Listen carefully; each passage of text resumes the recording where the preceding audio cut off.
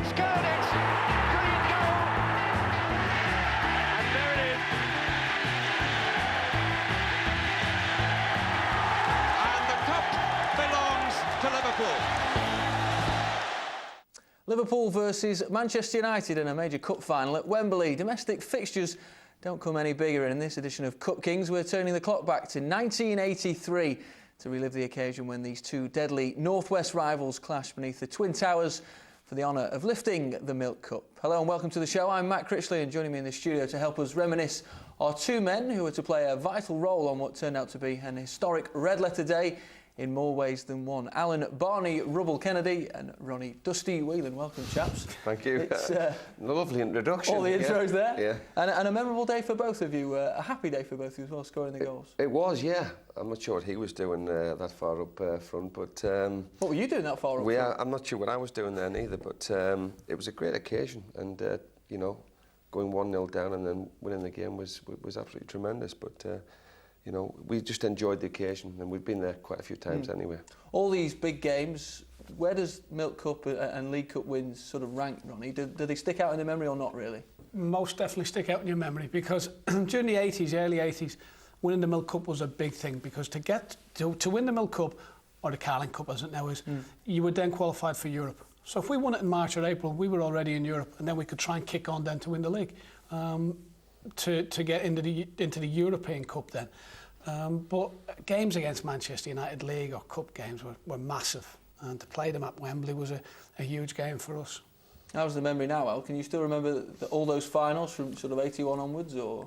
You can remember finals. I can probably just about remember every game. You know, some part of a game, you know, that, you know, you say you played against whether it was Queen's Park Rangers, which was, fun enough, my debut, or whether it's against Derby County. You can remember certain parts of the game, and certainly that one sticks out, particularly for his goal. Whether he meant it or not, I don't know, but particularly because of, you know, it could have gone either way. Two very, very good teams and closely matched. Obviously, the League Cup finals, you both have happy memories from earlier than this game as well, both scoring in earlier League Cup finals in 81 and 82. Yeah, I scored against Tottenham. I scored a couple against Tottenham as well the year before. But Tottenham didn't match Manchester United. You know, beating Manchester United was the biggest thing. Well, it was the biggest thing in my career at that time, because, as people probably know, coming over from Dublin, I was a Man United fan as a kid. But to beat them at Wembley, even just to play at Wembley against them was huge for me. And it was great because this final took place in early on in February, March time, and you know, it was great if you get that underneath your belt, as I did in 81, and I felt confident, you know, because I scored against West Ham United, so I felt good about that side of it. And to get as Ronnie said, a trophy, you know, in the locker, it's absolutely great, and you kick on from there. Of course, you became known as the Milk Cup Kid, didn't you? Because you kept scoring in finals. Yeah, around then, I scored a fair few goals in the semi-finals as well. Walsall one year. Even this year, I scored a goal in the semi-final again. So it was always good to me, the League Cup, the finals and the semi-finals. I scored a lot of goals. People talk about the League Cup now, Al, but how was it ranked then by yourselves and the manager? Was it a competition, obviously, that the first team always played in, the best team always played? It's funny, isn't it? Yes, yeah. We loved it. Any cup competition brought out the best in you. You know it was over 2 legs, and you've got to produce performance after performance, and that's exactly what we did. We were used to Wembley, you know, we've been there a couple of times, and we wanted this run to continue. You know, this is our 3rd year against Man United. We wanted to win it again. Again, you're getting one over on your greatest rivals at the time. So, you know, but it was a great game, and obviously highlighted by the 2 goals that we scored. You say greatest rivals. Were United? Did you still see them as your greatest rivals back then? They were still a big team, a massive team, and they were big rivals. Although probably Everton were a better team than them. Everton were just coming to the fore in '83 and '84. But I always felt as though, you know, the biggest rivals at that particular time could only be Manchester United. Again, they were getting 65,000 there every week. They were challenging there or thereabout, you know, Liverpool. But I felt as though it was going to be a massive game, and it was. And to beat them, got one over on them, which was great. Obviously, results that season against them, I think you drew both games, so there wasn't obviously a lot between the 2 sides, but United never really challenged for the league, did they? There was never, head-to-head, there was never really an awful lot. but consistency, they didn't have it. You know, just before them, there was the likes of Villa were winning the league, and Ipswich had a very good run around that time as well. And there was coming Man United, then it would go on to Everton the next couple of years after that. But it was always very, very close between us. And that's why it was such a big game, the cup final. But in the league, we were way ahead of them. We invariably finished above them in the league. United always seemed to get favourable press back then, though, didn't they? Perhaps Liverpool sometimes didn't get the credit they deserved. Did that grate at all with the players? No, never. We just got on with our job, and we tried to win as many games as possible that we could. We knew the media, Man United were media friendly, but for us it wasn't a problem as long as we just kept winning trophies and finishing ahead of Man United. That was okay for us. Was it all about not just the rivalry in terms of league position, but the northwest angle and the two cities sort of 30 miles apart, Al? Yeah, it always has been throughout the years. You know, the big rivalry as there is today. You know, Manchester United have gone on in the 90s and now they've progressed well, but the rivalry has always been immense, and yet we've always gone out and had a beer afterwards with the lads, and that's the way it was. You know, we represented Liverpool, and you know they were very, very proud to play for their club as well. But you know, on the pitch, anything could happen, and invariably we did get the better of them on quite a few occasions. But you know, I think that the rivalry has always been, for me, as big as anywhere, you know, in the world. Coming down from Newcastle, though, when you first joined Liverpool, were you aware of that rivalry, or is it something you learnt, you know, when you came to the club? When I came to the club, coming from the northeast, local rivals, Newcastle, Sunderland, 12 miles apart. Not so much. You only played each other a couple of times a season. That's all it was, and sometimes one was in the other, one was in other divisions.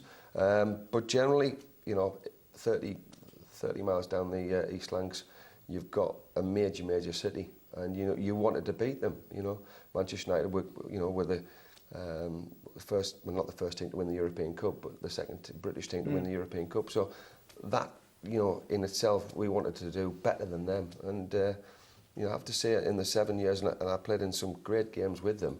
You know, I think I was only on the losing end of it only once in my career there. Was it similar for you, Ron? Because obviously you say you were a United fan growing up as a kid. You were probably aware of the rivalry, but perhaps not from the other side. I definitely knew about the rivalry, because being a Man United fan in Dublin, there were so many Liverpool fans as well, and Liverpool were winning all the trophies. And I wasn't too happy about that because I wanted Man United to win. I remember Man United when they beat Liverpool the FA Cup final. Jimmy Greenoff, we went in off him. I was delighted then, but I knew how intense the rivalry was when I come here. Having been at Man United, trained at Man United as a kid, I knew Liverpool was a huge game for them. So when you look back, Al, on that season 82-83, what do you remember about the league title race? Because back then it all seemed very easy, you have to say. I mean, you won the league by, 11 points? You could lose 5 or 6 of the last 8 games. It all seemed very straightforward. It's never straightforward at the club. You know, the previous season, you know, we've been pushed all the way, and Ipswich had come into it, Aston Villa. We talked about the emergence of Everton, and certainly Manchester United. And there was other clubs that were in and around as well, you know. But from a personal point of view, I got back into the team, and I don't think I missed a game for the next 2.5 to 3 years. I played in every game, and that was the consistency that I wanted. And the season itself unfolded, you know, quite well for us. You know, we played some good football, and the thing about it was we changed it from the season before, because Ronnie had come into the team and replaced Ray Kennedy, and there was likes of Bruce Grobbelaar came into the team, the Steve Nicol came into the team, and we were buying other players coming into the team. David Hodgson came into the team, and you know these players had to bed in. And I think we did remarkably well, considering you had to bed new players into the team. But I think we were quite proud of our record. Certainly our home record was absolutely fantastic. The nucleus of great players was still there. Yeah. Souness, Dalglish, Hansen at the back. So the backbone was still there. And there was a lot of young lads coming in around them, myself, Rushy up front. Craig Johnson was coming in. Sammy Lee was getting more games. So we had a great blend of vast experience and great players, and a lot of young lads coming in who could play a bit as well. Did you feel like you were starting to establish yourself in the side in this season? I think you played 28 games in the league. Yeah, I was injured a lot in this season as well, which was a downside for me. But I was now getting used to playing with these famous players, you know, sitting in dressing rooms and not being overawed by them most of the time. I was now starting to be part of it, and I felt a lot more comfortable when I did play, and I think it showed when I did play that I would get forward. I was capable of playing. It was a case of showing at the start these great players that you were capable of being a part of their team.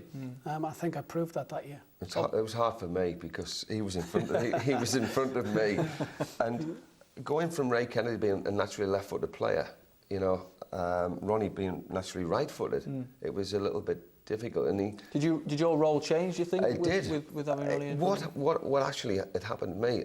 I got down the left wing quite a lot after that, because Ray Kennedy normally comes in from the wing, going inside, but Ronnie was always inside, allowing me to like overlap and go around the outside, which worked well for me, because Bob Paisley always said to me, "You're there to support, you're there to go down the outside and provide," you know. But I provided a couple of telling crosses, but it was comfortable for me because Ronnie, obviously being a right-footed player, allowed me to get down the outside. And obviously international recognition came for yourself that year as well, so it must be a memorable season for that reason, if nothing else. Sort of. It was a little bit later, and I'll be honest with you, if it wasn't for Kenny Sanson, then I'm sure I would have been in a little bit earlier. But coming to Liverpool enhanced my chances of playing for England and winning trophies, you know, which was great.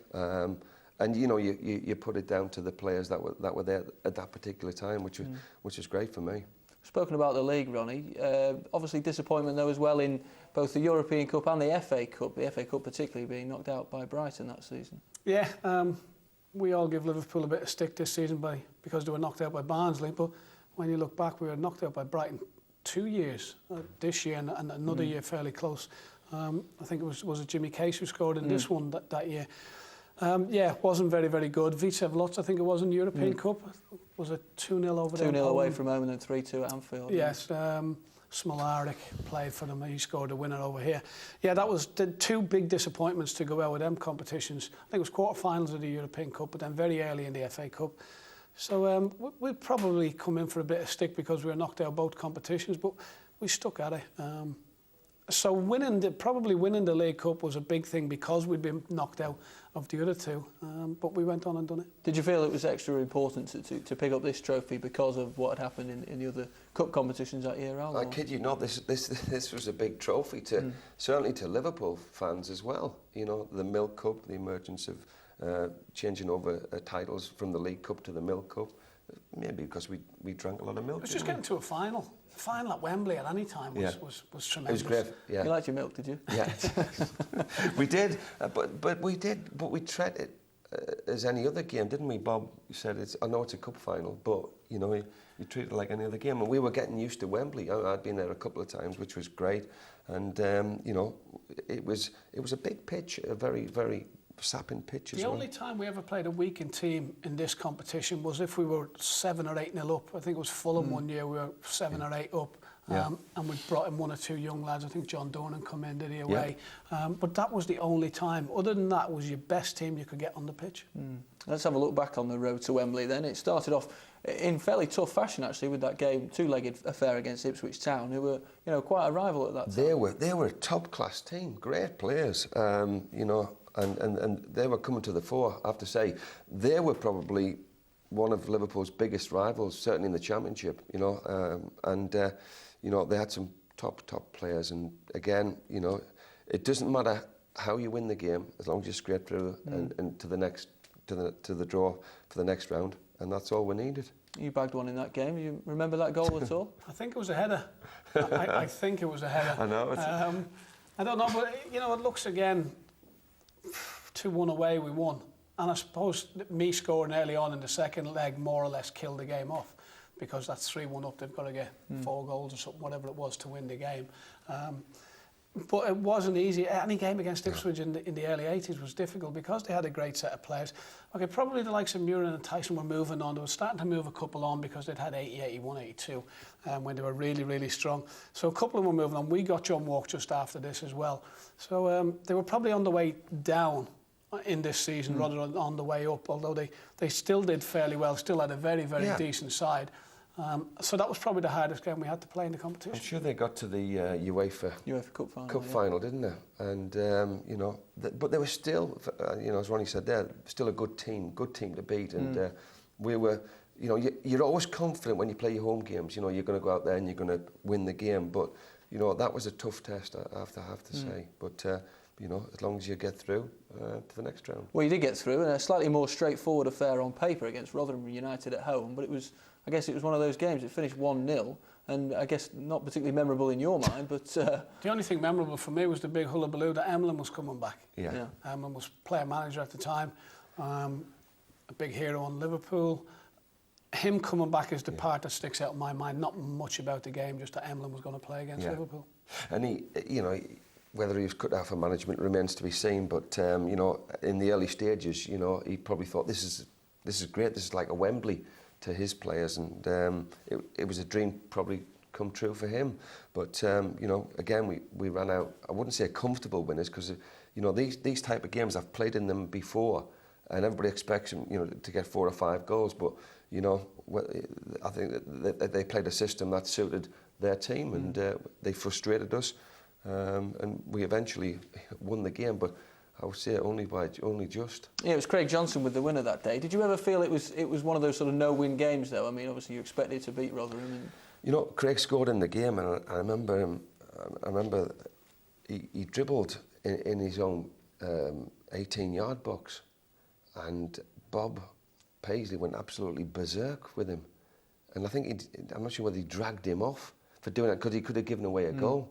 Although Craig had been the star of the show and scored the goal, the manager was prepared to drag him off because he shouldn't have done what he did, like, you know. But again, I don't think there was that big a crowd. You know, maybe they were saving themselves for later on the competition. But you know, to play a game like that, I thought, you know, we did struggle, and we didn't put any cohesion into our passes, like, you know. And I think we just expected to win the game easily.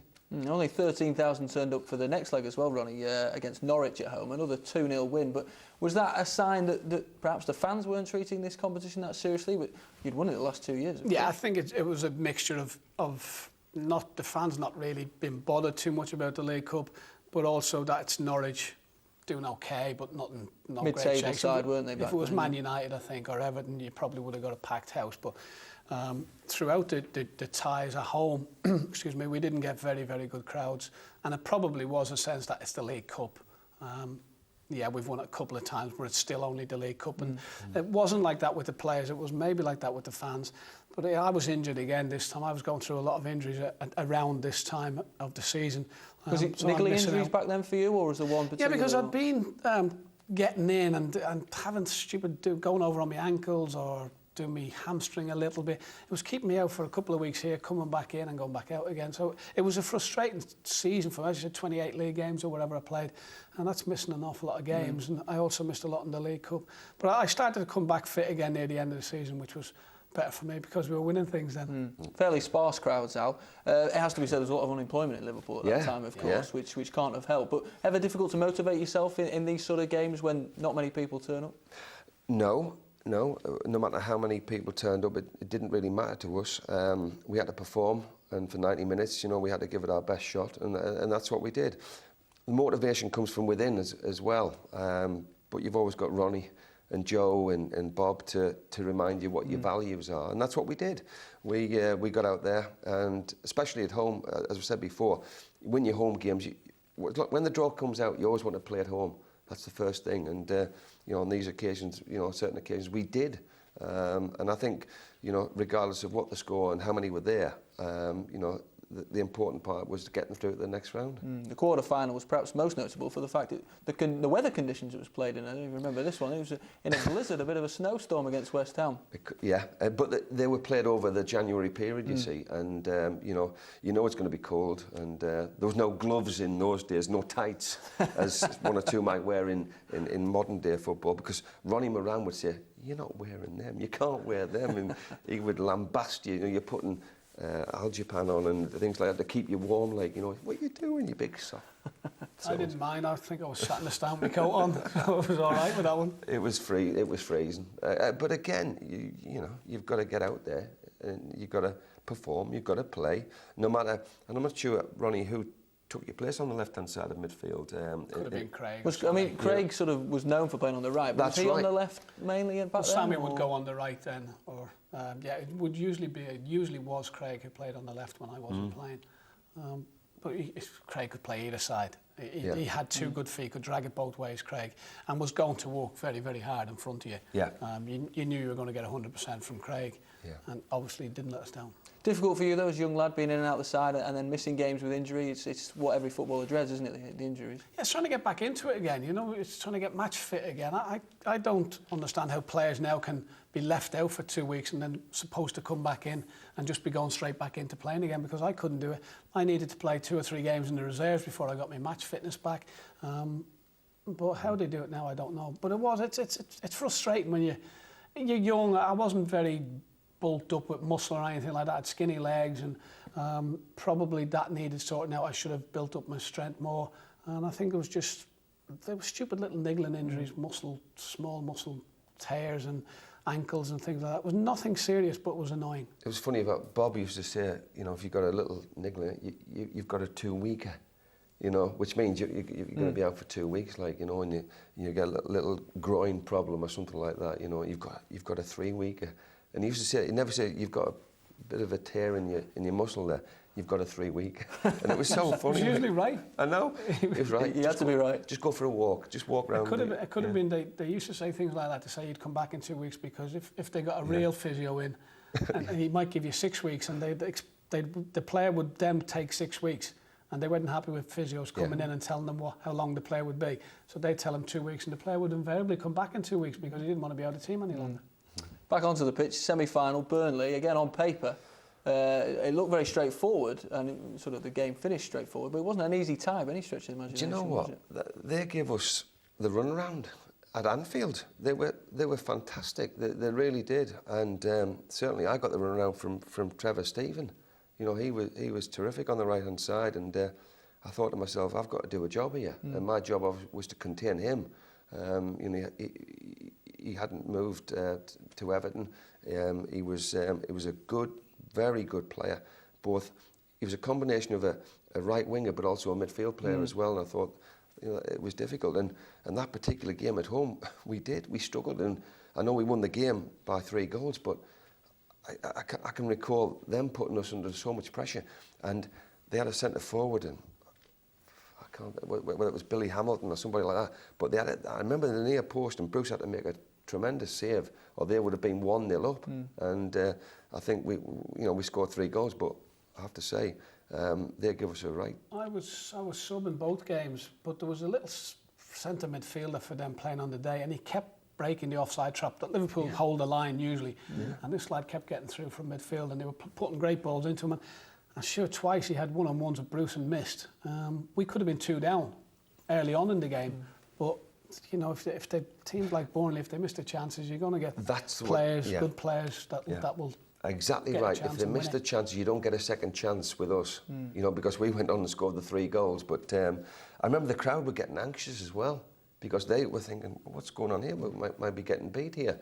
But we had probably 3 chances in the game, and we scored the 3 goals. And we did get beat in the second leg as well. We lost the second leg. Did you almost assume? I mean, once the 3-0, you almost thought you were flattering. Thought you were there. Yeah, it was flattering for us. You do think you're there. 3-0, they've got to score 4 at their place. You think you can hold them at least. And even when they scored 1, it's always, just don't let them get another one, because then you're under a little bit of pressure. I think, okay, we lost it, but it wasn't that difficult a game, because we knew we had a very good cushion going into it. It was the biggest pitch in the world, wasn't it, as well? Absolutely. Yeah, and you can't hide on it. No. You know, that's the thing. But, you know, we got the result up there. Again, they had a packed house, you know, even though it was up there. And but it was still a hard game. And it was, I tell you what... Great result for Burnley to beat us at Turf Moor. Yeah.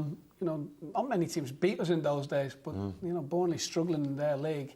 They give us a big hard game at Anfield, and then they beat us at their place. Was it the same feeling of elation reaching the final as the previous 2 years, or had it all become a little bit more predictable, I suppose? No, it wasn't predictable. I would never say it was predictable. I think we were happy we were there again. probably a little relieved we'd got through against Burnley, the way that the 2 legs had gone. Yeah. But it was, we're going back to Wembley, 100,000 people, we're going to play on Wembley again. So that's the way we felt. Yeah. And on the day of the game, was the build-up always very similar in terms of the different League Cup finals, the different finals at Wembley, hotels and things like that? Did Bob have a routine? Yes, Bob had a routine. Ronnie, Joe, Roy, they all had their routines. They knew what to do, how to do it. Again, we had more experience than Man United because we'd been there, the 2 previous campaigns, and we'd be playing little card. The manager didn't like us playing cards, so we'd be playing the cards, have a little game of cards just to relax and all that, And then when you get to Wembley Way, you see all the fans and got your tickets and making sure everybody's all right. And it was just the same as normal. When you get in the dressing room, it was a case of make sure. And Bob by then had told the players what the team was going to be, and if you're happy if you're playing, and you're a bit miserable if you're on the bench or you haven't made the starting 11. So, but everything was generally the same as what it was the previous year. I guess with you being in and out, you wouldn't have known whether you were in the team particularly until the last minute. No, I think I was probably back in the team then and playing. So I more or less knew we in those days we more or less knew the team, because if we were winning, it was the same team, same sub. So.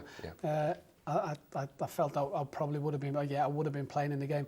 But it was just, the build-up to the game was what I was to find out a few years later, was the very same thing with the FA Cup.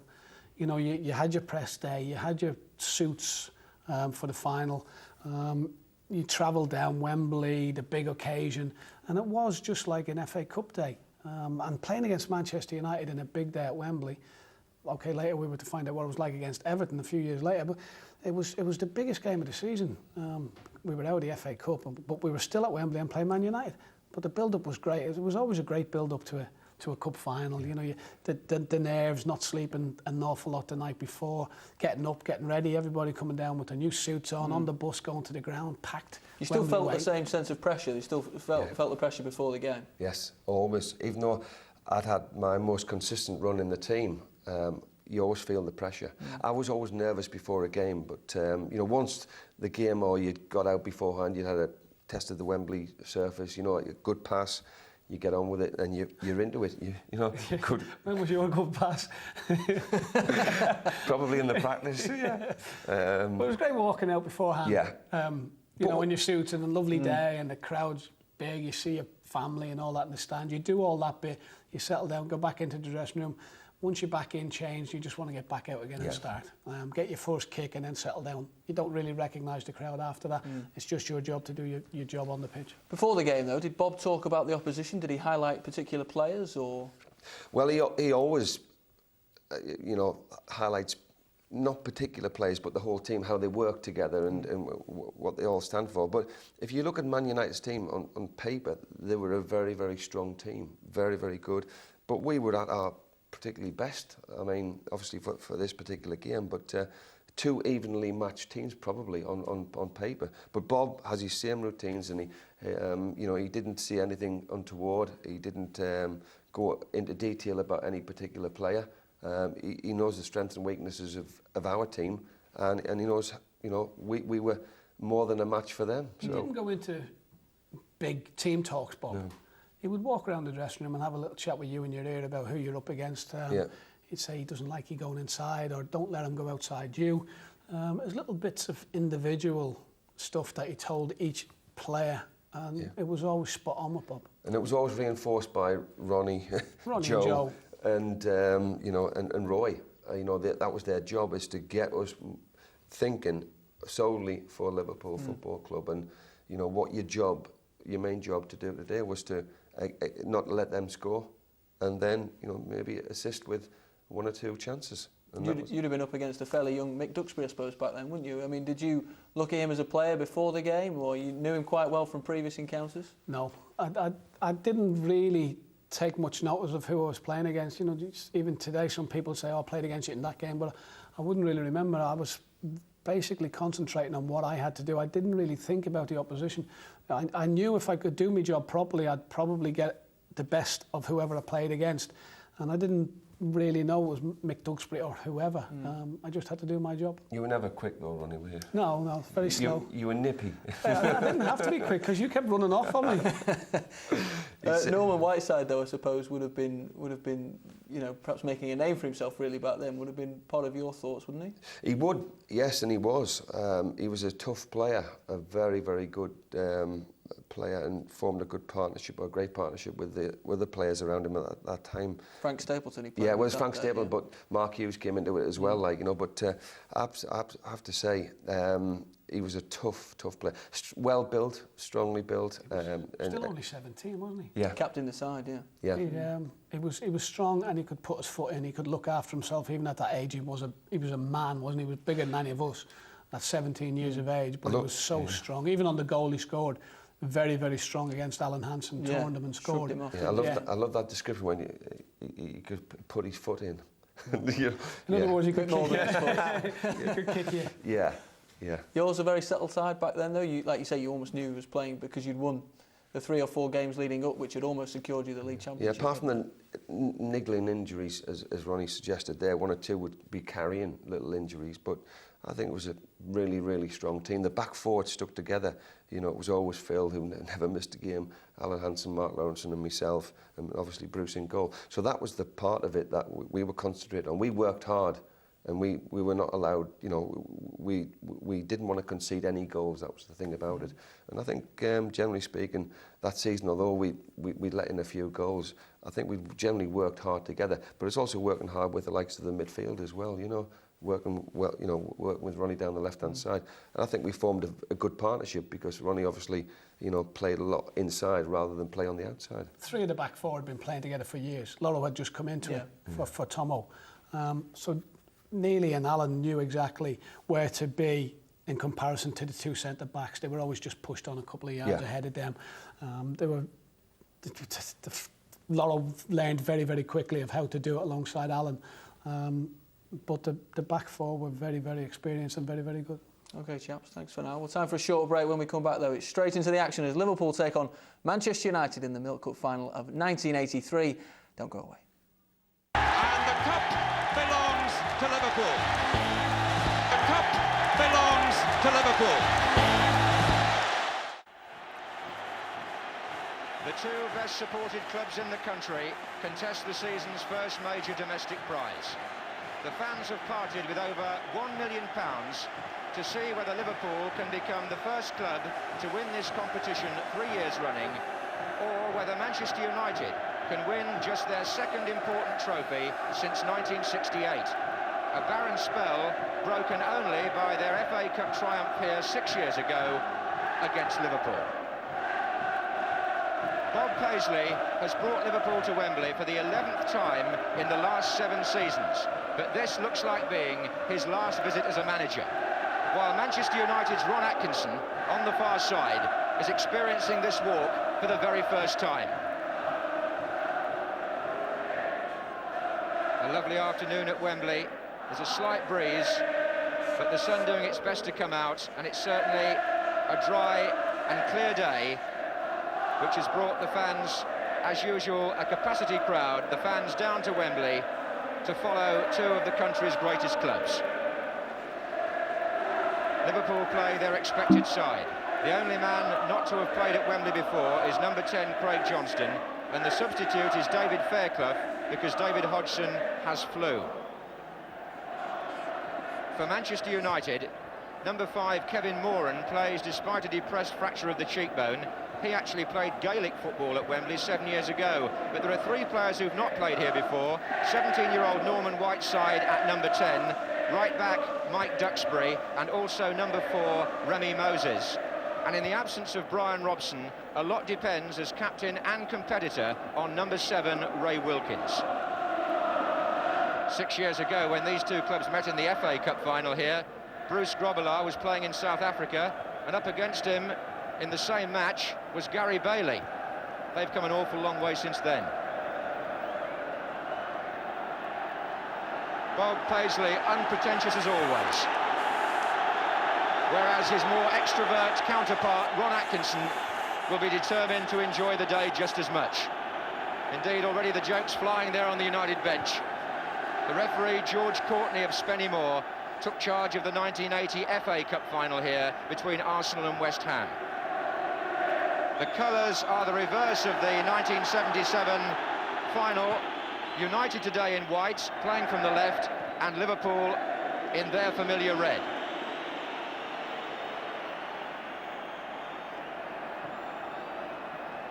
Manchester United have lost only one of their last 17 games.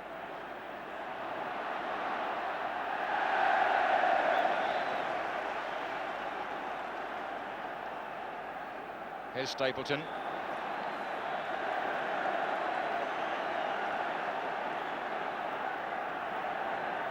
And as United gain the first free kick, Gordon McQueen and Kevin Moran have made their way onto the edge of the penalty area, which is where they could be so dangerous. McQueen gets up and it ran on to Steve Coppell. But the feeling in the United team, as Coppell had the final shot, is that the presence at set plays of the two tall central defenders, especially Gordon McQueen, could unsettle Liverpool. Moran was forward also. Nice bright day. The pitch softened slightly by rain which has fallen over the last 48 hours. Although Liverpool felt if it had had a bit more rain on it, the pitch would have just suited them perfectly. Souness on the ball now, made that point to me before the start.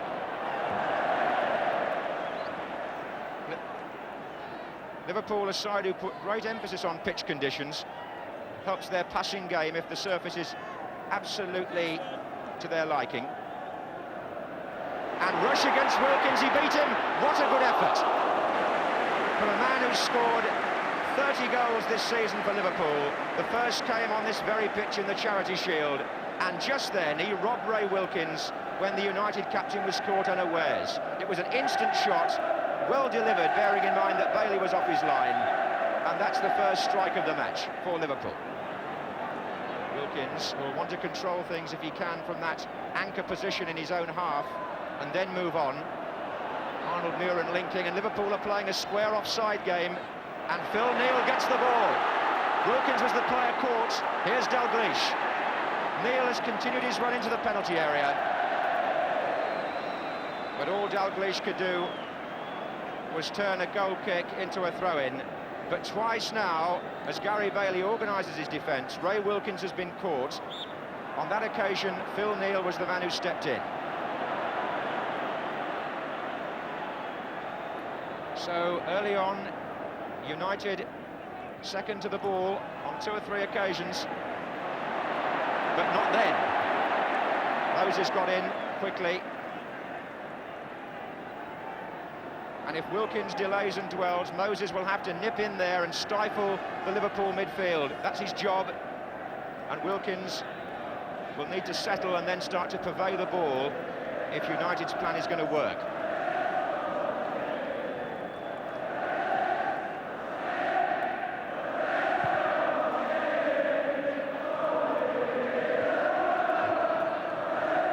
Souness, flying header by McQueen.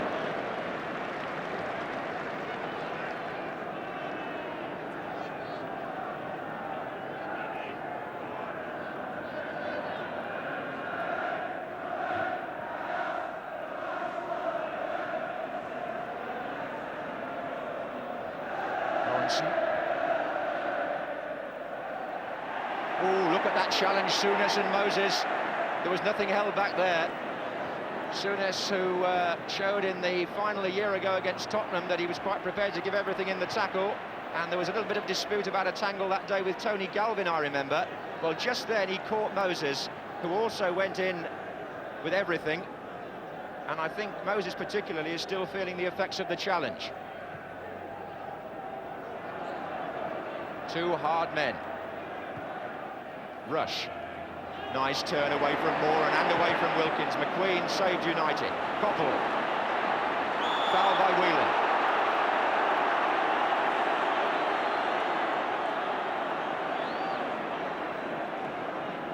Well, these two clubs have met in the First Division twice this season. They've drawn both times. So there's always going to be that close, competitive edge to every challenge. McQueen. Looks for Whiteside. Took it down beautifully, turned away from Hansen. Whiteside! What a fantastic goal by the 17-year-old after 12 minutes play.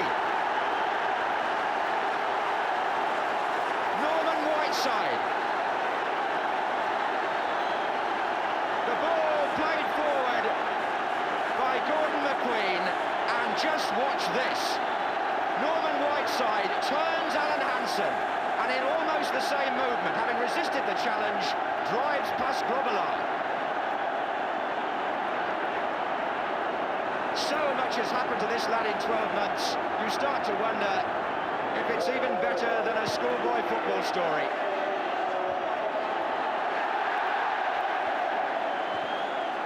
Manchester United had taken the lead, and a year ago, Norman Whiteside hadn't even played in the first team.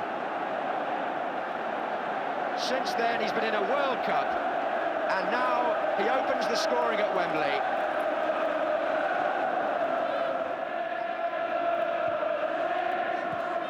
Rush.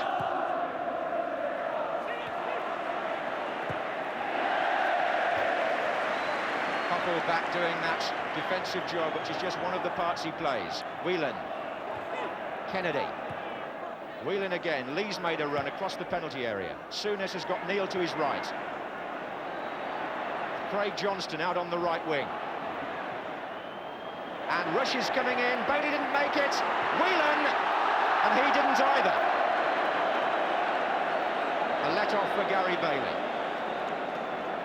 He came out to meet the cross and didn't get it. As he challenged Rush, it dropped for Ronnie Whelan, but he failed to take advantage. Good chance for Liverpool, goes begging. Actually, the Liverpool bench of Bob Paisley, Joe Fagan lighting the cigarette, and Ronnie Moran on the far side. Between them, 103 years of service at Anfield. Stapleton. Koppel trying to hold off Hansen, but he lost his footing. Dalglish. And Duxbury caught Dalglish as he released the ball, and it was well spotted by the referee. As the play went on to the far side, Craig Johnston, who would have perhaps received the pass, seems to have taken a knock as well.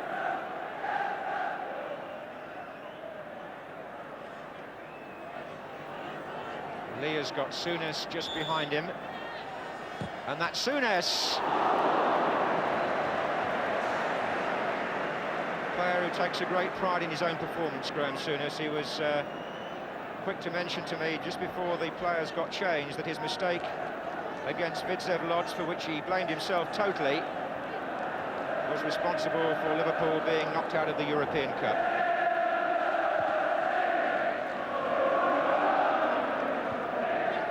Here's Koppel, offside.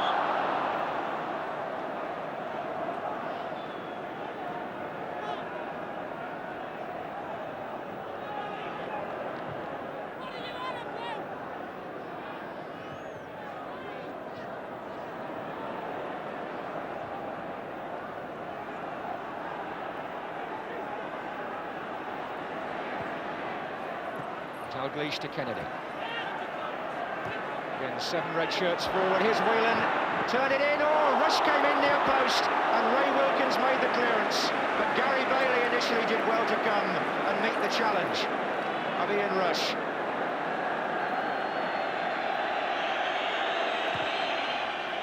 And Whelan came in this time. The second time, a very good header by Stapleton has cleared United's lines, but not for long. Whelan. And that was a chance perhaps for Johnston to come in on the far post, but Moran saw the danger first.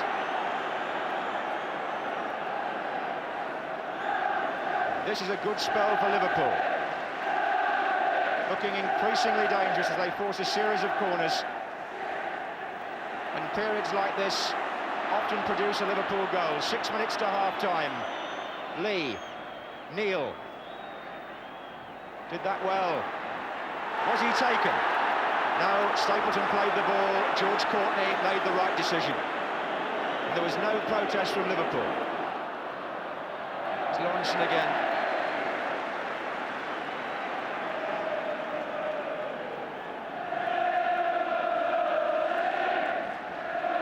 Stapleton.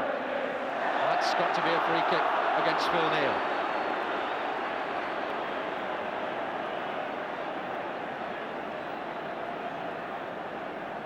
Well, the first half has been swift and eventful. Manchester United holding the lead, have a free kick. which Muren will take. Stapleton, and neither Grobbelaar nor the defenders did very much about that. The defenders are asking him why he didn't come, and presumably they've got a point. He thinks that perhaps somebody should have been marking rather better in front of him. But the fact of the matter is, with Stapleton around, if you allow that sort of chance, he's liable to score the second goal.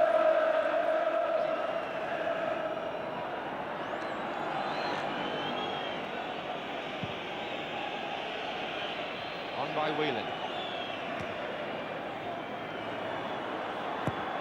Duxbury through to Whiteside, Hansen away. Albiston. Whiteside's back heel. Albiston got in well there on Neil, but Wilkins is finding he's getting caught in possession a bit. He found Moses in the end. Stapleton sets one up for Muren. It's going to run on. Wilkins, good ball. Koppel.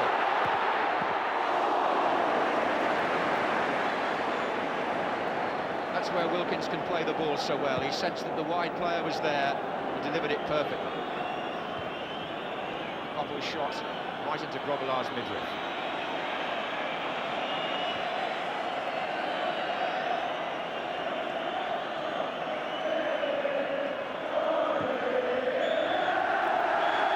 Manchester United lead at half-time.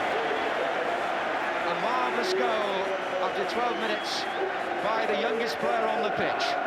Norman Whiteside, who a year ago hadn't been heard of in the first team and indeed was battling to get fit, completes a quite amazing 12 months in which he's been to Spain with the Northern Ireland squad, played in the World Cup, and showing no nerves at all. He scored on the turn after 12 minutes, and Liverpool find themselves, as they were against Tottenham in last year's Milk Cup final, a goal down. And the cup belongs to Liverpool. Liverpool equaling the record of Nottingham Forest, who reached 3 finals in succession in this competition. Forest were winners the first 2 years, once after a replay against Liverpool, and then lost the third one to Wolves. Liverpool have won 2 years running. I wonder if they're going to come back from behind to make it 3 in a row. Or are Manchester United going to repeat their 1977 FA Cup final victory here over Liverpool? All will be revealed in the next 45 minutes, but there could be extra time, remember.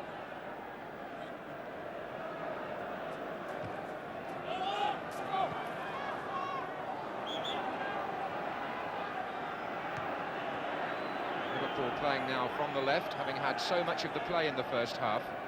Dalglish, Neil. Here's Souness. Lee.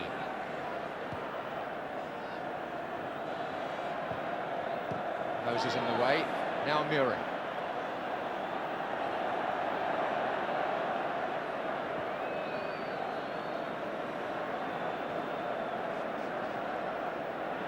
Duxbury. Wilkins. They've tried to close him down every time he's got the ball, and it's worked again. Dalglish to Kennedy. Rush is pulling away in the centre. Dalglish wants it pulled back shorter, and it wasn't. At the other end of the field, or of the stadium, a red smoke bomb has gone off, but the attention of Kenny Dalglish there was focused on Alan Kennedy, who might have cut that ball back to him but didn't. Corner to Liverpool. And Bailey comes confidently because there was no challenge. Corners not perhaps Liverpool's forte.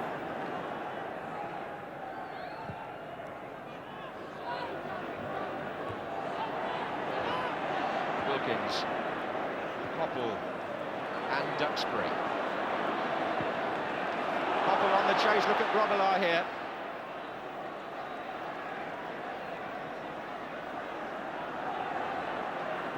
Hasn't been very busy, Bruce Grobbelaar, but the shot that mattered was the one that went past him.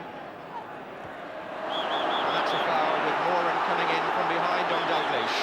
And George Courtney will want a word about that. Kevin Moran, who's sustained so much injury himself recently.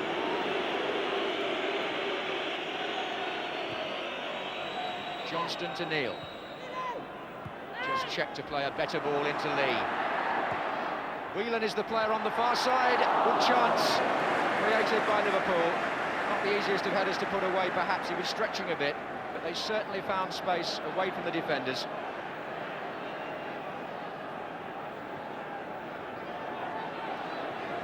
Wilkins makes a forward run here for Manchester United. Got back just in time to avoid being offside. Here he is again. Whiteside's in there as well, and onside too is Moses. Can he play the right ball to Stapleton? Not really. It was behind him rather than in front of him, and a good opportunity wasted by Manchester United when Liverpool were a man short. Here's Lee, and here's Johnston. It would be just like Liverpool to punish United for that. Lee again. Whelan to Kennedy.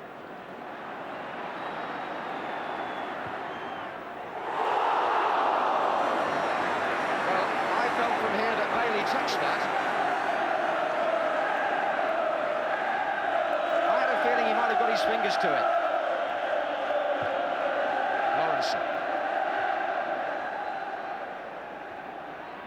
Well, it's a final this that's always been on the boil. Manchester United haven't had many attacks, but that pattern was set early on when they scored after 12 minutes. It hasn't changed. Liverpool must go on searching for the equaliser whilst not allowing anything to come through the back door, and it might here. Whiteside in the way, Lawrence, otherwise Stapleton would have been there. Lovely play by Lawrence. Kennedy to Lee. Lawrence could continue his run here, but that's the final pass which Liverpool normally get right, and today, despite United playing so well, they're getting it wrong. Dalglish hasn't had the best service, but he got in there in front of McQueen and he's put Johnston away. Muren trying to get back goal side, and no power in the shot. There was a real tangle between Dalglish and McQueen just inside the Manchester United half, and my feeling was, although Dalglish got the ball fairly in the referee's opinion, McQueen was injured in the challenge. I think it may be his arm. Orbiston. And just intercepted by Neil, although the linesman had begun to raise his flag. He hasn't this time, though. Dalglish. Rush to his left. Chance for Liverpool.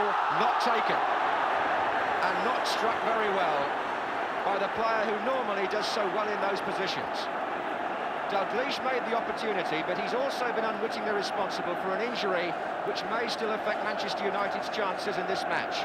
Gordon McQueen, as Dalglish dived in there to win the ball bravely, McQueen hurt his elbow. Not the sort of player who would go off unless it was absolutely necessary. Lawrenson. Popple now involved in the inside left position.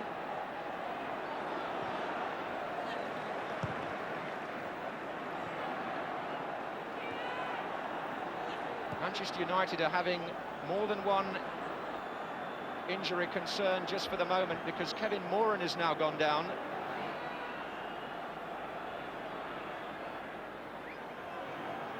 Out of position for the moment then as Liverpool attack. It could be difficult for United as Hansen plays it into Rush. Dalglish is offside, which is a relief to McQueen because Moran wasn't there at all. He's hurt. Atkinson's team still in front, and he's evidently making the most of his day. But how nice to see the relationship there between the two sets of coaches. Ronnie Moran close enough to share a jibe or two in the best possible taste. I don't think Kevin Moran is going to be able to carry on. Hobbling badly. Sakari, who played in that winning final against Liverpool, comes on now.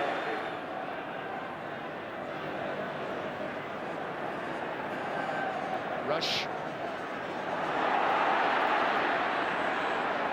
Oh, Wilkins saw it.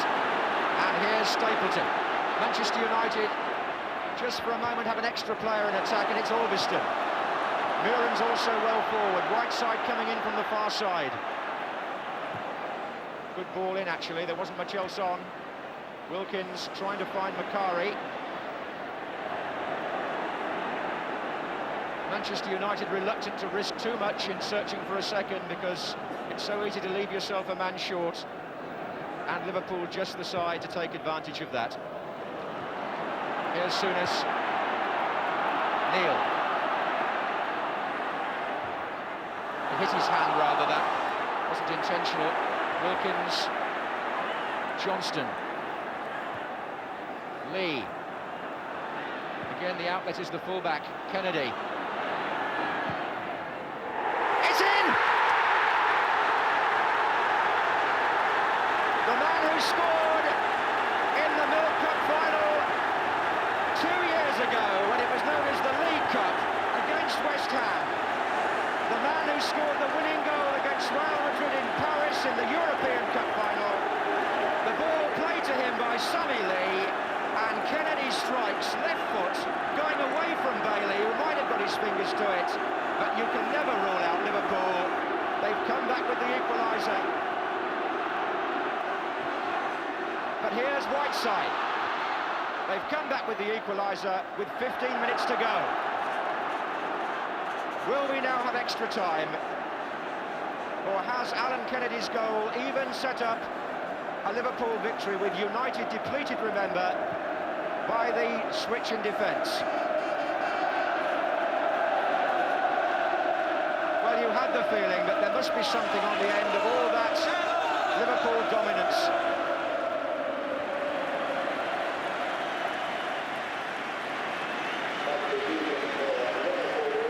So, with 7 minutes of normal time to go, off goes Craig Johnston and on comes David Fairclough.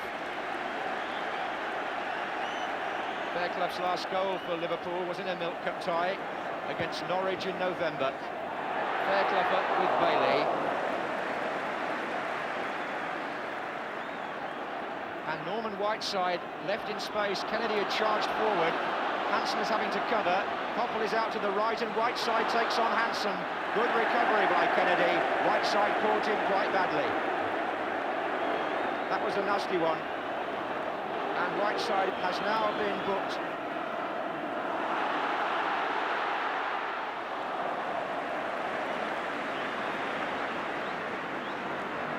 Manchester United attacks have been sporadic, to say the least, in this second half, and they've got fewer and fewer as their injury toll has mounted. Liverpool's fitness, always something that they're proud of, and it's been proved again. Here's Kennedy, the man who scored. Fairclough.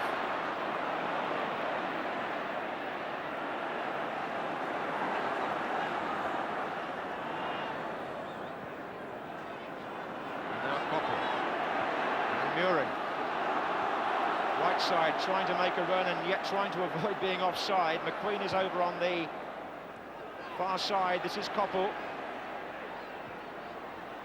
Moses. And Grobbelaar is stretching Whiteside. And the goalkeeper got away with it. He didn't position himself well for the cross. It went beyond him. And Norman Whiteside with a ball into the side netting. But Manchester United showing reserves of courage here, despite the fact that their team, in composition, apart from anything else, is just a shadow of what it might have been, with Macari and Stapleton propping up the defence. Deep into time being added on for stoppages at the end of the 90 minutes.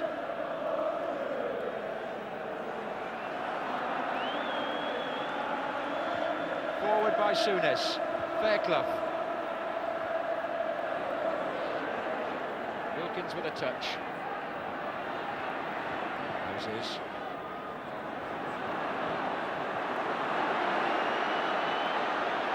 And they're trying to avoid the offside. He's onside. Gordon McQueen. Look at Grobbelaar. Goodness me. High drama here. Grobbelaar has brought McQueen crashing down, and he must have been 25 yards out from his goal. The ball was equidistant between them, McQueen stretching, and Grobbelaar, yes, he took him quite deliberately. George Courtney was the referee here when Willie Young brought down Paul Allen in the 1980 final, and Willie Young was just booked, and so too was Grobbelaar there. The goal would have been wide open. And it still could be, because United have the free kick to be taken by Wilkins. A huge talking point there, but it'll be debated later. For the moment, extra time still looms. Wilkins. Oh, he was beaten by Whelan, and Liverpool could make it here. Rush to Whelan, drove him a little bit wide, and that should have been it, and they've made a mess of it.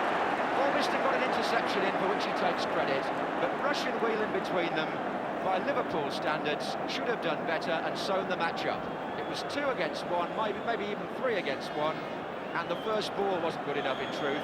The second was nowhere near it, and the whistle has gone for the end of 90 minutes plus a bit of stoppage time, and Liverpool blew their chance of winning in that period in the very last seconds. The defence was stretched because it's so depleted. Bob Paisley surely has the easier job because his players are all fit. Ron Atkinson has to decide what to do with Gordon McQueen hobbling, and whether to leave Macari and Stapleton in the back four.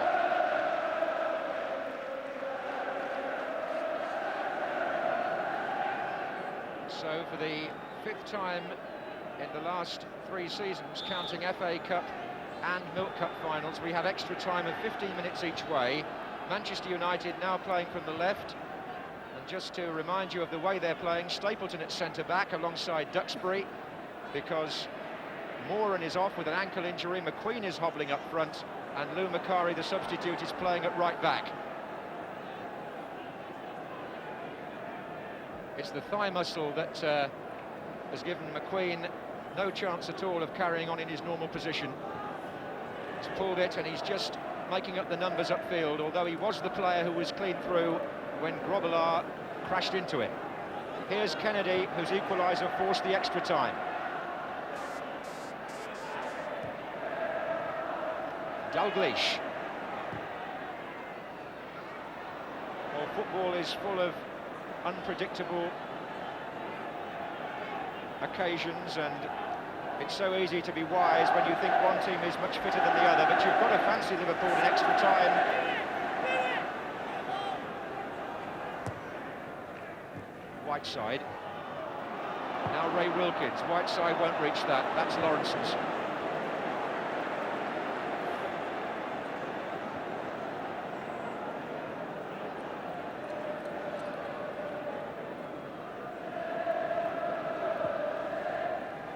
Liverpool, last season against Tottenham, pulled away in extra time. Will they do so again? Kennedy. Whelan. Souness. Dalglish. Fairclough trying to get a touch on it. Again, Duxbury's was the important interception. Muren's the pass. And Whiteside's the opportunity. If he can check and just play it. But he couldn't. Lawrence beat him. And released. Rush to find Dalglish. Rush to his right. Fairclough in the centre. Kenny Dalglish is right through. Oh, what a good save. Dalglish holds his head. He might have preferred to get it further into the corner, but the goalkeeper got down to his left quickly.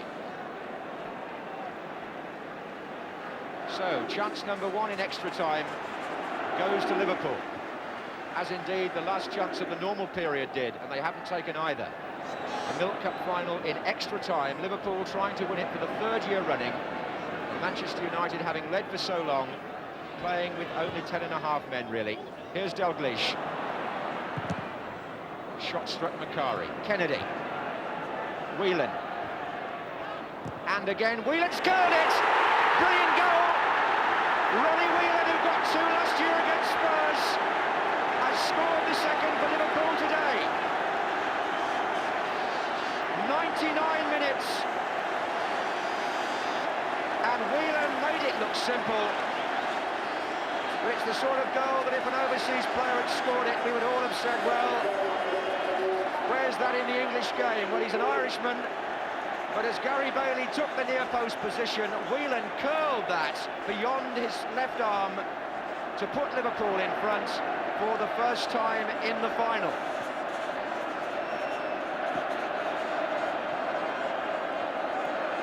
trouble. So they've come late again. But that's a good sign from Wilkins that Manchester United are by no means finished.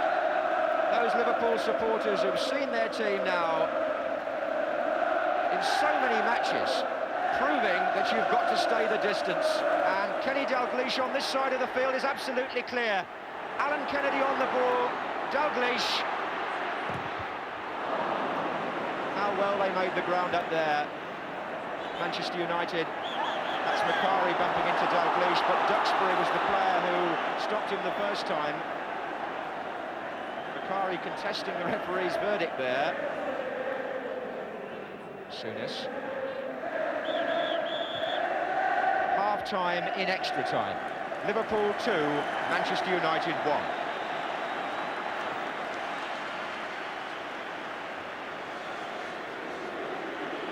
So, despite that muscular injury, Gordon McQueen is thrust back into the fray by Ron Atkinson.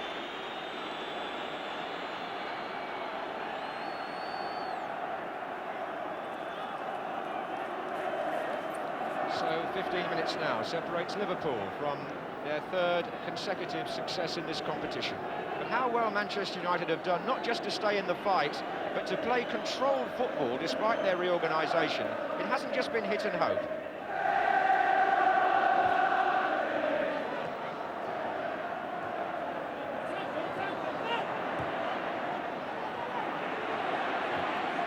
To Fairclough. Ray Wilkins in front of him.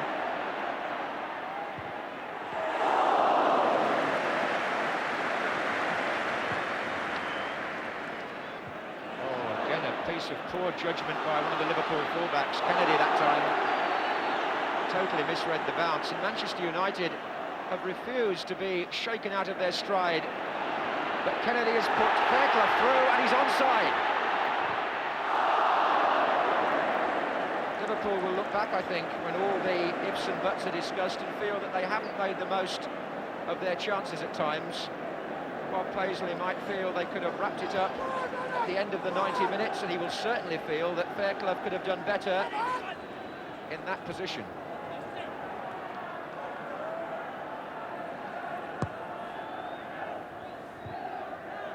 Dalglish. Fairclough in the inside left position, he's right through for the second time, is Fairclough. Good stop by Bailey, Fairclough again, and the goalkeeper twice distinguishes himself.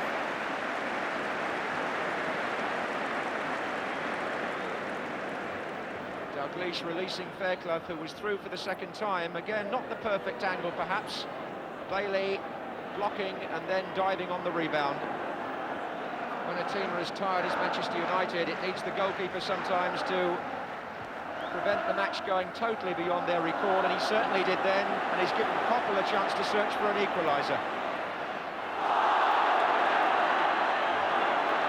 There's still hope for Manchester United when you think of the way they fought back here against Arsenal in the dying embers of a cup final 4 years ago.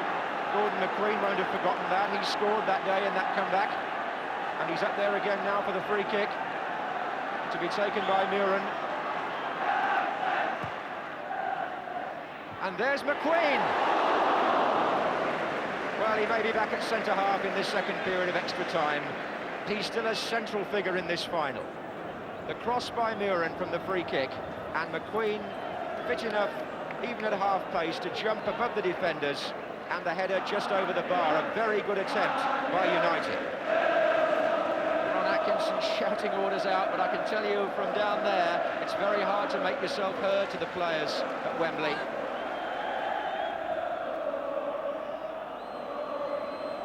Stapleton's flick. And a good ball there by Whiteside, trying to find Muren, well cut out by Neil, and Fairclough onside, his third opportunity. And the third time he's failed. Perhaps Bob Paisley will reflect that had David Fairclough had more first-team football, he would have done better with those chances. But it doesn't matter now, because Liverpool have won the Milk Cup competition for the third year running. Ronnie Whelan is their match winner for the second year running. Alan Kennedy has scored a goal at Wembley in this competition for the second final in 3 years.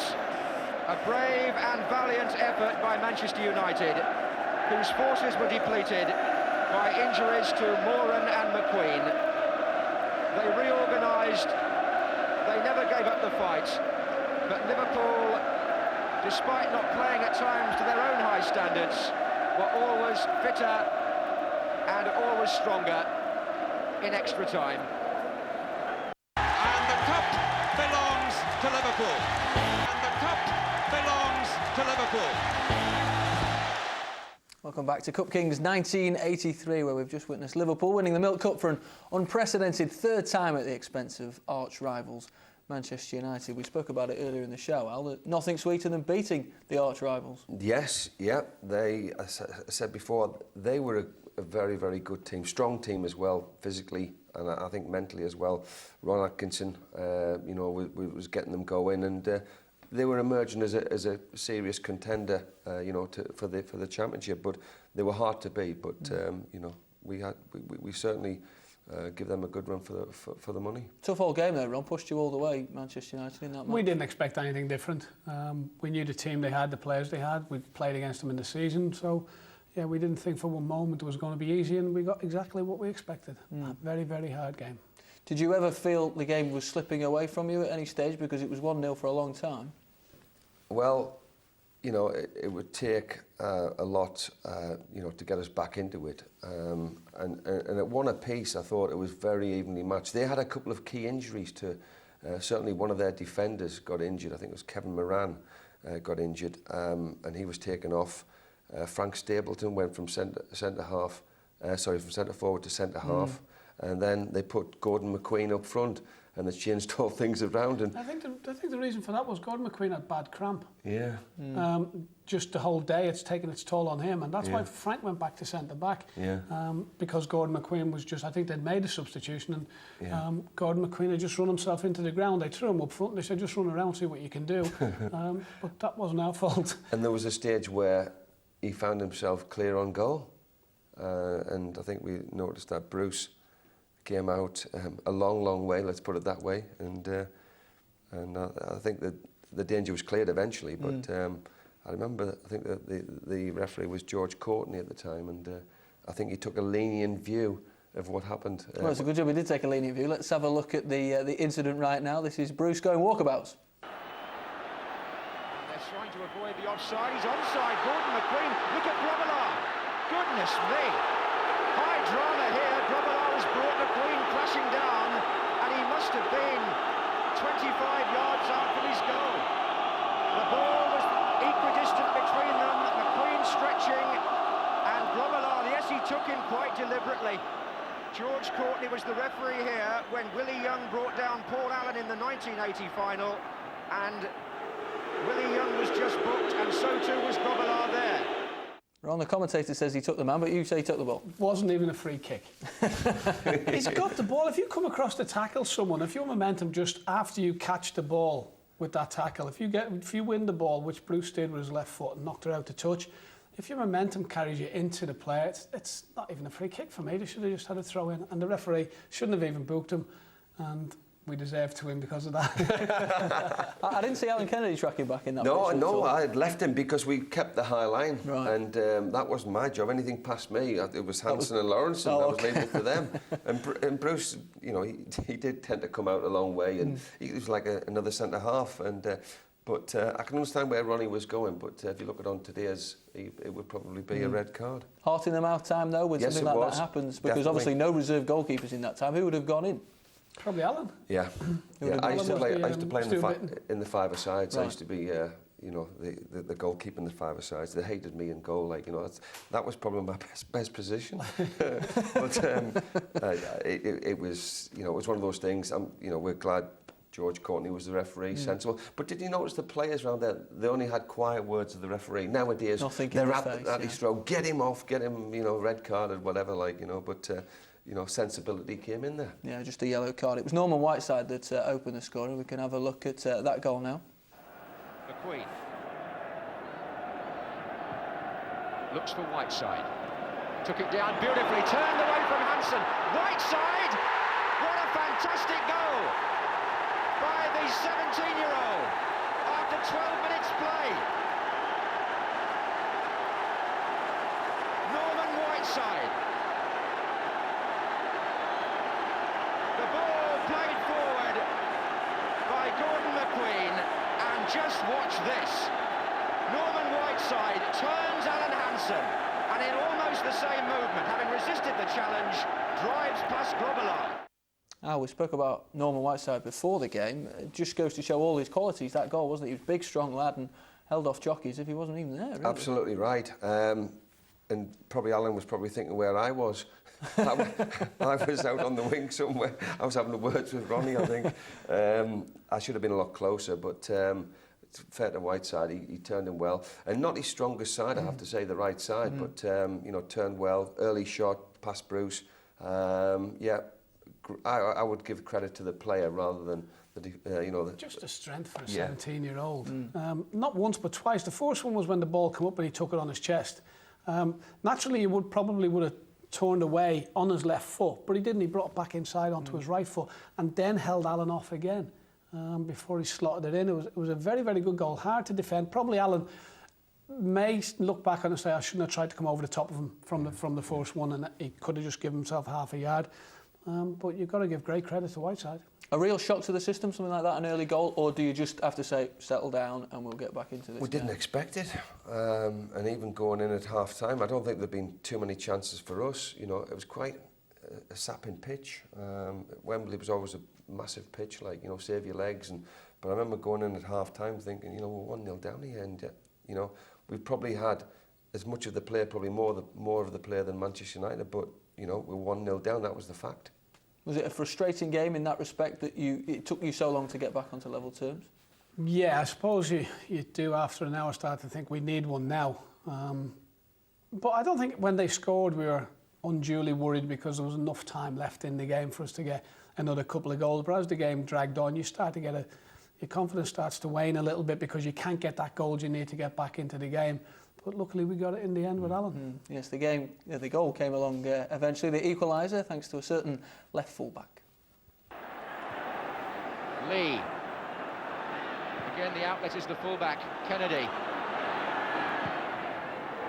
It's in! The man who scored in the Milk Cup final 2 years ago when it was known as the League Cup against West Ham. The man who scored the winning goal against Real Madrid in Paris in the European Cup final.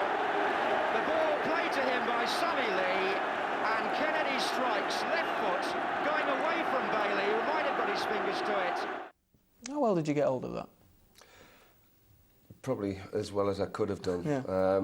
You know, the thing about previously, about 5 minutes earlier, I'd had another effort on goal that had just gone over the top.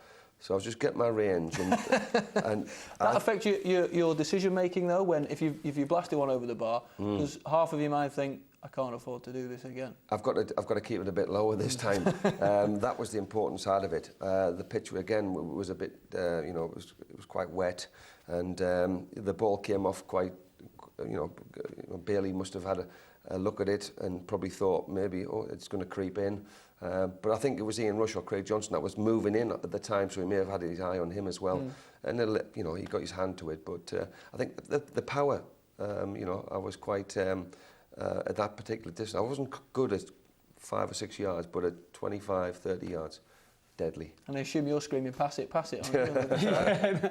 Actually, I should have been wider. Yeah. I'd left that to Alan go out behind me that time. But it was a great strike. Yeah, you have to look at the goalkeeper and wonder if he was a bit too far across. His goal, his positional sense wasn't the best. He wasn't a bad goalkeeper, but positionally he wasn't always very good, as we'll see in the next goal. But no, we were on the forward then. We were going forward then. We'd got back into the game, and now it was our turn to go and attack them. As I said, Gordon McQueen started to get tired. A lot of them started to get tired, and we were taking over then. Well, the game went into extra time before Ronnie popped up. Here's Dalglish. Shot struck Macari. Kennedy. Whelan. And again, Whelan's curled it! Brilliant goal! Ronnie Whelan, who got 2 last year against Spurs, second for Liverpool today. 99 minutes. And Whelan made it look simple. So the keeper's position made your mind up for you, I suppose, when the ball broke Yeah, to you. some people still say it was a cross, but it definitely wasn't a cross. I did notice Gary Bailey. I don't know why he was that far across his goal. He was on his near post, and when I looked up, there was a lot of room in that far corner. And it's a case of I'll try it. And I did try them over the years. Not them all going in, but I wasn't afraid to try them, was I? To try something. If it didn't come off, what could I do? They could only shout at me. And I thought, I'll have a go at this. And the cup final, and it went in. So, yeah, but the positional sense of Gary Bailey, again, left a lot to be desired. He was not a typical Liverpool player.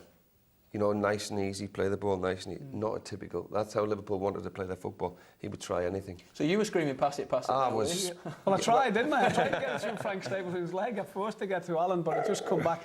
When it come back off Stapleton, it just come back nicely. It was rolling nice for me to be able to hit it first time. And you were bombing forward in extra time? What was I going was. on? Yeah, I got a surge of energy and went forward, played the ball. Luckily he scored, really, wasn't it? Because you'd have had to go back. Do you know what? I was cursing him as well. Because, again, you're looking to think, well, why didn't you play me in? And I just happened to say, what's he doing there? And I'm turning around.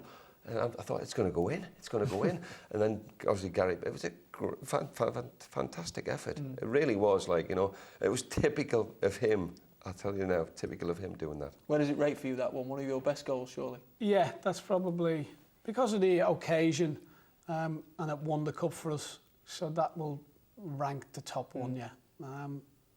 You get a bit lucky, don't you? The ball coming back at the right pace, the goalkeeper getting himself out of position, but it still has to be put in the place where you want it to go, and luckily it did. Well, time now to see the moment we've all been waiting for, the trophy presentation. On Milk Cup final day, the losers go up first to receive their medals, and there'll be a tremendous ovation for Manchester United, led by Ray Wilkins. And there'll be a few people wondering what might have happened, with no disrespect to Ray, had Brian Robson been fit to play, and had Gordon McQueen and Kevin Moran stayed the distance. And so Liverpool's acquisition of prizes goes on. And what a good idea to let Bob Paisley, in his last season as manager, on his last visit to Wembley in that capacity, what a nice touch that he should lead the team up. I'm sure the players, among others, insisted upon that. This man has won 19 major prizes, and he finishes up, quite rightly and properly, as a winner. And all Bob will say, I'm sure, is thanks to his players, and the championship is still to come. One of the most emotional moments, surely, in recent Wembley history. Bob Paisley, universally liked throughout the game, takes the cup ahead of his captain Graham Souness. A marvellous moment, that, and one fully deserving of a club that have always believed in doing the right thing at the right time. Well, he's made a little bit of history there, Bob Paisley. I'm sure the manager has never gone up before ahead of the captain to receive a trophy, but it couldn't happen to a more respected figure in football. And Graham Souness, I'm sure, above it, all the other players, as the captain, keen to see Bob Paisley enjoy this moment. Liverpool, winners of this competition, 3 years running. That in itself is a record for a club who go on acquiring one prize after another. Well tested today by Manchester United, but again Liverpool's ability to stay the course is the key factor on the big occasion.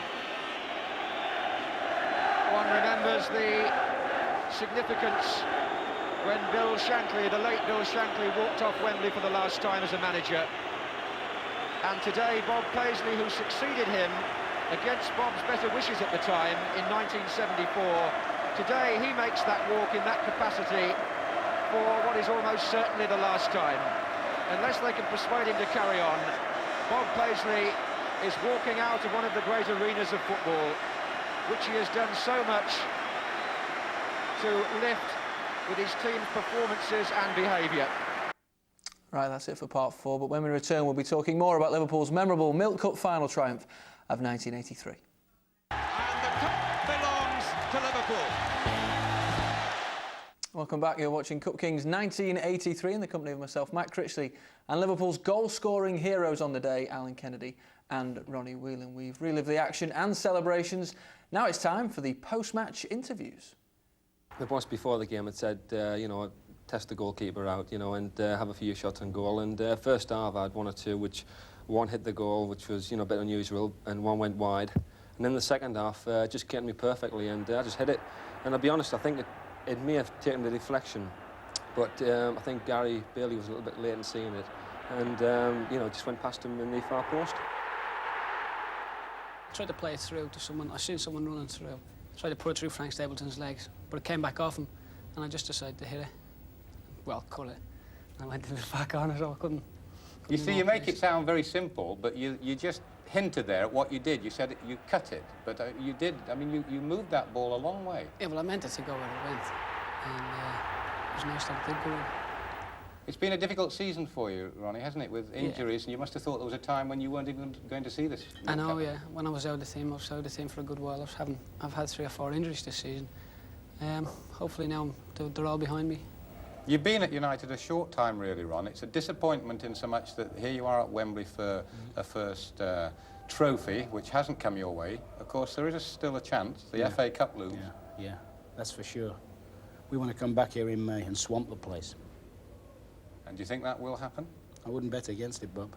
And I remember talking to you just a few weeks ago when I suggested that Liverpool knew that United were getting very close. Do you feel that as a result of this defeat, in that ironic way, that you have learned and that you will perhaps be even closer? Time will tell that.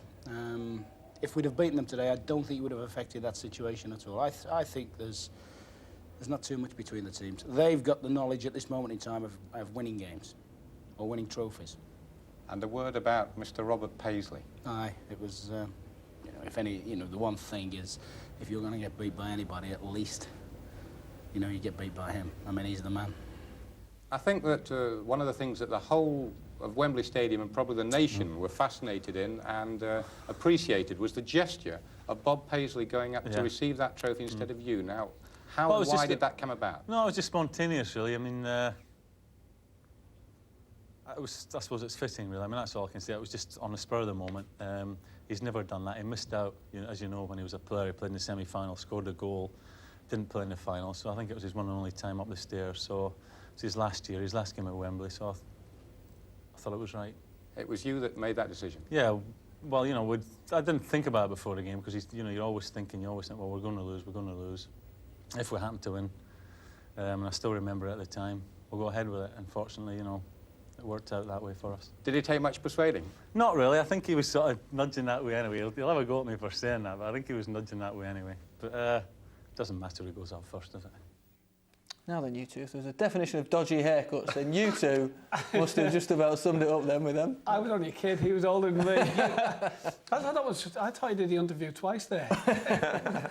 That was amazing, wasn't it? Permed hairs and moustaches in those days. I was too young that to have was a never moustache. You were never that no, young 40, looking, 46 years, man. How did you ever understand the word he said when he first came to the club? He was, I mean, we communicated well on the pitch. You know, he knew what was my strengths and I knew certainly his weaknesses, I'd have to say. No. It was great the way Suey let Bob go up. Yeah. What was behind that decision? Was that a team decision? No, what Suey said there. I didn't know he was going to go up, definitely, but it's something Suey seems to have just come up with Bob's last game, well, probably his last game at Wembley. Fitting for the greatest manager ever to go up them steps and pick a trophy up because he'd won so much. It was great of Suey to let him do that.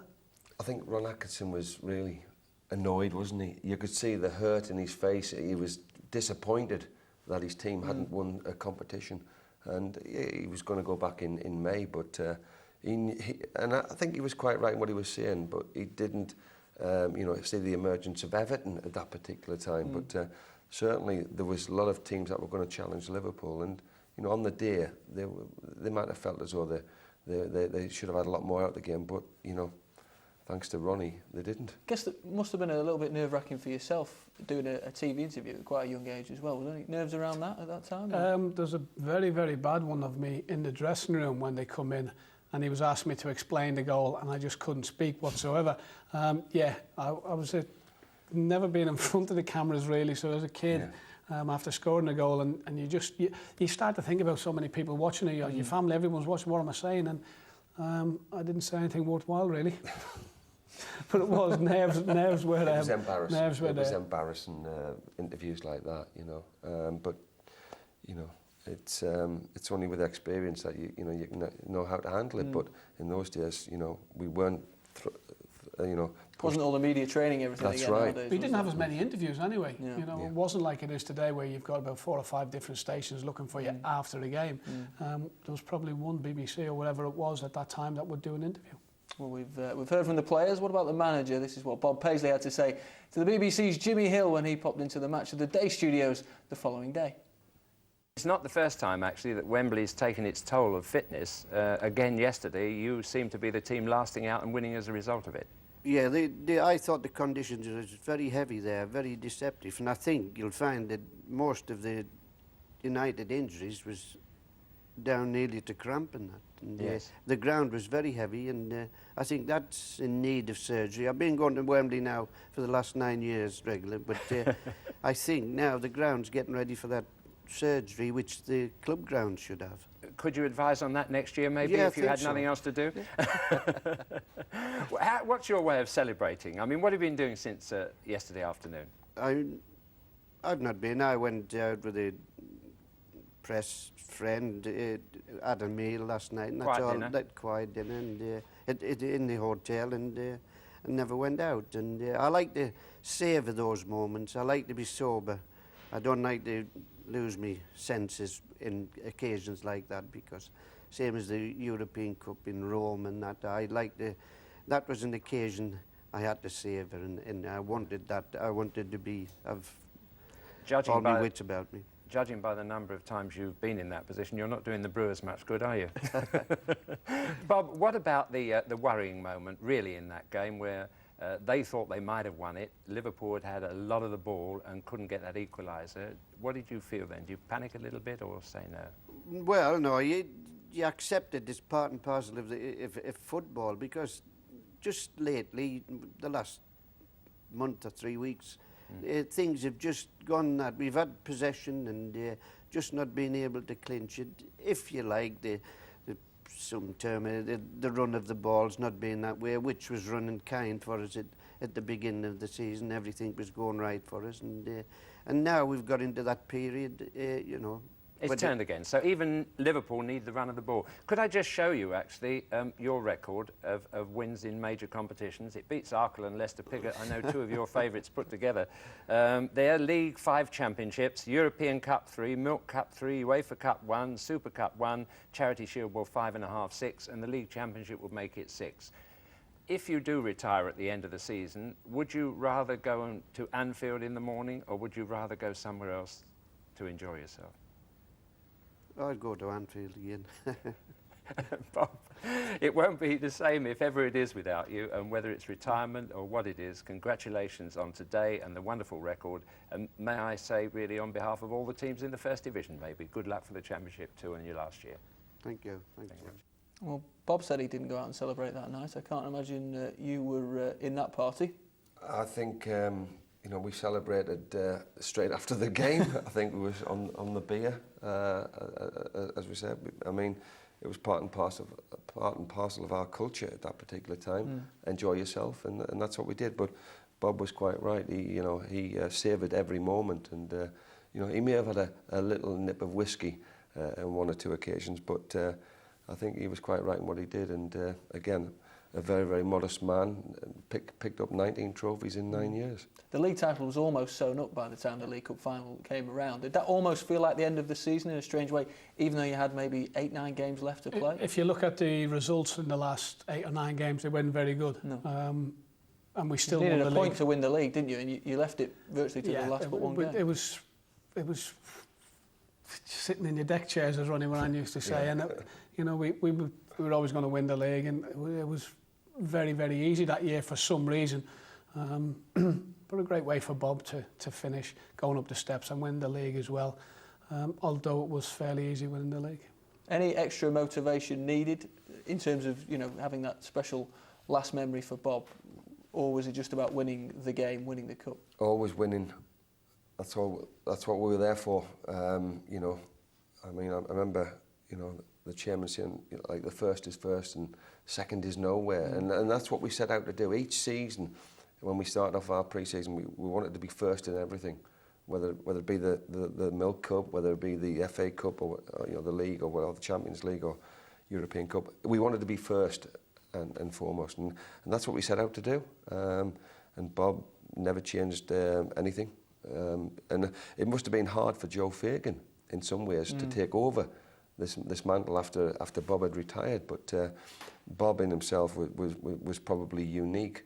But he knew he was handing over the reins to a great man as well. And Joe's record of obviously not quite as good in terms of like how many trophies he won in that period of time. But you know, second to none in some ways. What do you think it would have meant to Bob to have gone up and lifted that trophy? Did he speak to the players about that at any stage, or? No. But it would have meant everything, wouldn't it? You know, as a player, he missed out on a cup final. He missed out for Liverpool as well. He was dropped for a final. So he never experienced walking up the steps. He'd been there a few times, but was always watching the players walk up. For him to go up there, lead the players up and lift the trophy must have meant everything for him. But he deserved, and he deserved more. Was it hard at any stage of that season, because you knew Bob had announced his intention to retire? Was it difficult knowing that he was going? Yeah, yes, it was. Yeah, he brought me to the club, and you know, I was ever so pleased that he, you know, splashed out a lot of money in those days. And without his help, I probably wouldn't have been, you know, half the player.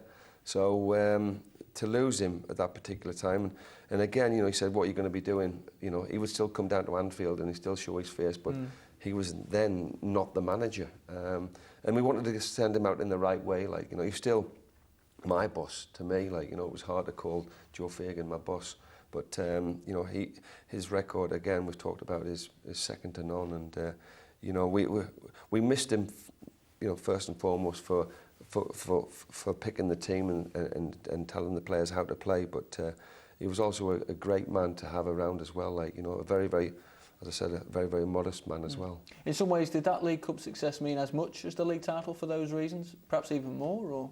Yeah, I think because he walked up the steps in his last game at Wembley, that meant an awful lot. I think just winning trophies. You know, Alan said, yeah, it was a big blow losing Bob, and it was a big blow, but you always knew that coming behind Bob was an experienced man. We more or less knew Joe would get the job, and Ronnie was still there, so we knew it was in capable hands after Bob went. But as Alan said, he was a great man. Not the greatest motivator in the world, but could tell you things that were happening on the pitch, and that, as I said earlier, invariably came through. But it was fitting that Bob finished off his career walking up the steps at Wembley. Well, we're running out of time, but just looking back on all that, many happy memories, I suppose. I think every time I wore the red shirt of Liverpool was just great memories. 7 years there, and plenty of trophies to be won. And you know, we didn't win everything, but we tried and gave it our best shots. And it was great to be part of that, you know, successful team in the early 80s and late 70s. It's always good to jog the memory as well. Chaps, thanks very much for your time today. Pleasure to hear your thoughts on the big day. That's us out of time, though, for this latest edition of Cup Kings. My thanks again to my guests for their time and thoughts. I hope you've enjoyed it as much as we have. Always nice watching them beat Manchester United. Until the next time, though, goodbye.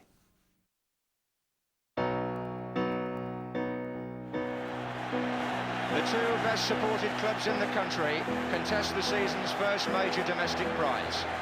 The fans have parted with over £1 million to see whether Liverpool can become the first club to win this competition 3 years running, or whether Manchester United can win just their second important trophy since 1968.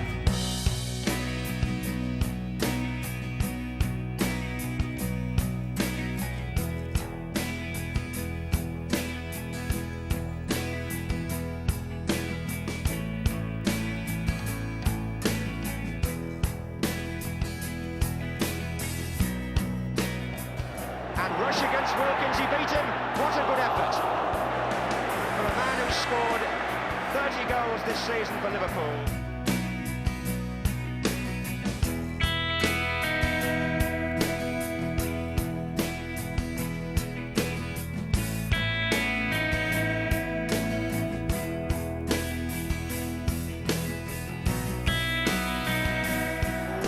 challenged Souness and Moses. There was nothing held back there. Looks for Whiteside. Took it down beautifully, turned away from Hansen. Whiteside! What a fantastic goal by the 17-year-old after 12 minutes play. Norman Whiteside.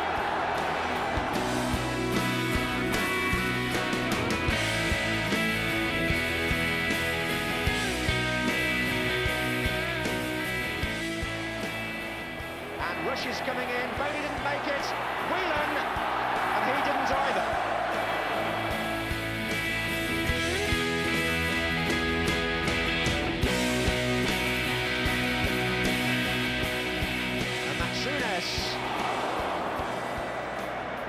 Player who takes a great pride in his own performance, Graham Souness.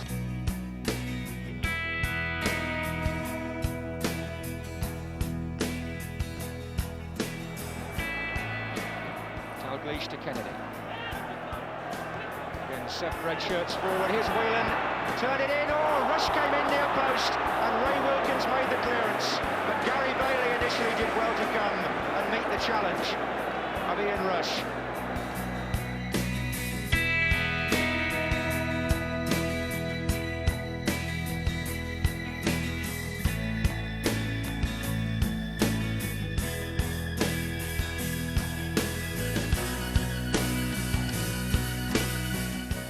Manchester United lead at half-time.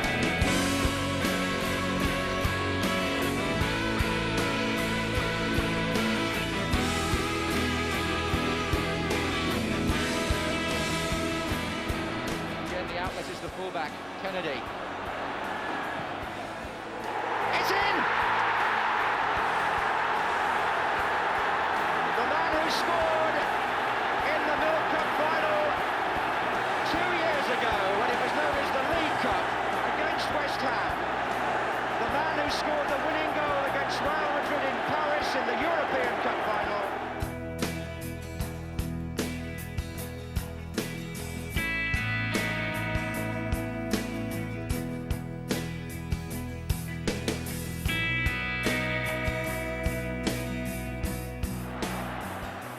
And Grobbelaar is stretching Whiteside. And the goalkeeper got away with it.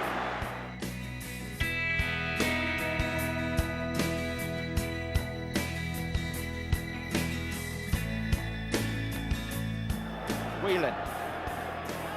And again, Whelan's curled it. Brilliant goal. Ronnie Whelan, who got 2 last year against Spurs, has scored the second for Liverpool today.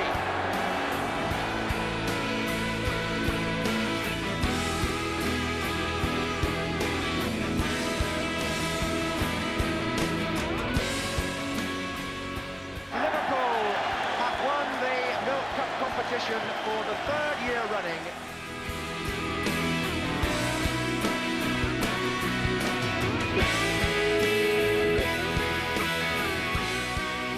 This man has won 19 major prizes,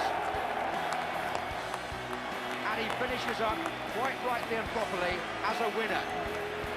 And all Bob will say, I'm sure, is thanks to his players, and the championship is still to come.